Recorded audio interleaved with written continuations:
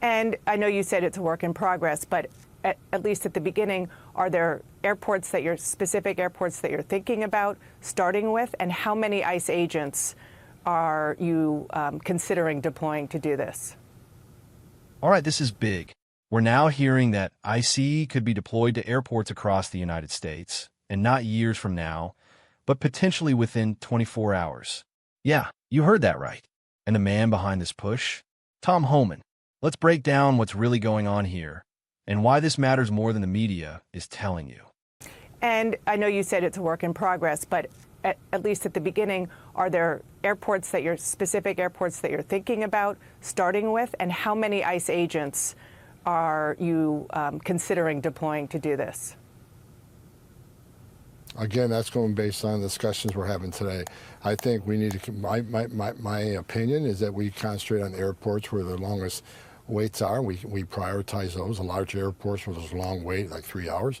I think we got to prioritize what we do like we do everything else. So again, having those discussions, continued discussions after the show with the leadership of those agencies will lead us to some decisions based on prioritization, where we deploy, how quick we deploy, how many agents we deploy. So. Right. Hopefully we'll have all those answers here by this afternoon, but we're working on it, and when we deploy tomorrow, we'll have a well-thought-out plan to execute. With respect, if you're doing this in 24 hours, how well thought out could it possibly be? Again, ICE has been at airports across the country for a long time. It's just expanding those things. Look, how much of a plan does it mean to guard an exit to make sure no one comes through that exit? We're talking about security options, and these officers are well trained in security, and they're well trained in identification. And look, we're going to do what we can to help TSA move those people through the line. So here's the situation. Homan is asked a simple question. Which airports are you targeting, and how many ICE agents are you sending? And his answer tells you everything you need to know about the strategy. They're going to focus on airports with the longest wait times. We're talking about major hubs where people are stuck in line for hours.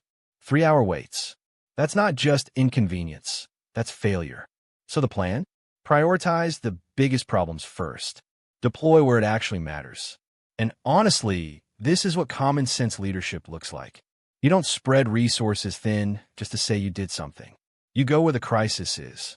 That's exactly what Homan is saying. But of course, the pushback comes immediately. Oh, how can you possibly have a plan in 24 hours? Let me translate that for you. They're not upset about the timeline. They're upset that something is actually being done. Here's the part the critics conveniently ignore.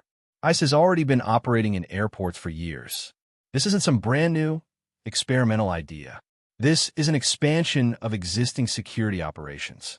We're talking about trained officers who understand identification, security protocols, and enforcement. And what are they doing? Simple, practical things. Asterisk guarding exits. Asterisk monitoring movement. Asterisk supporting TSA. Asterisk keeping lines moving. This isn't complicated. This is basic security. But let's zoom out for a second. Why are airport lines so long in the first place? Why are systems overwhelmed? Why does it take hours just to get through security? These aren't random problems. They're the result of years of mismanagement, lack of enforcement, and leaders who are more focused on optics than outcomes. Now suddenly, when someone steps in and says, "Let's fix it fast," people panic. Here's what I believe. A country that can't manage its airports, can't manage its borders, and a country that can't manage its borders is not in control of its future. So when I see a plan to bring in more enforcement, more structure, and more accountability, I don't see a problem.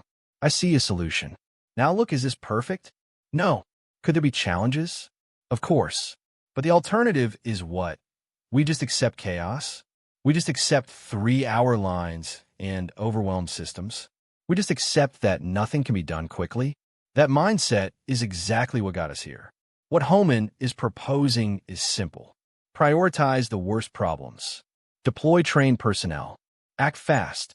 Adjust as needed. That's how real-world operations work. Not endless meetings. Not delays. Not excuses. Action. Now I want to hear from you. Do you support ICE being deployed to airports to help with security and long wait times? Or do you think this move is too rushed? Drop your thoughts in the comments. And if you want more real, unfiltered breakdowns like this, make sure you like, subscribe, and stay tuned. Because this conversation is just getting started.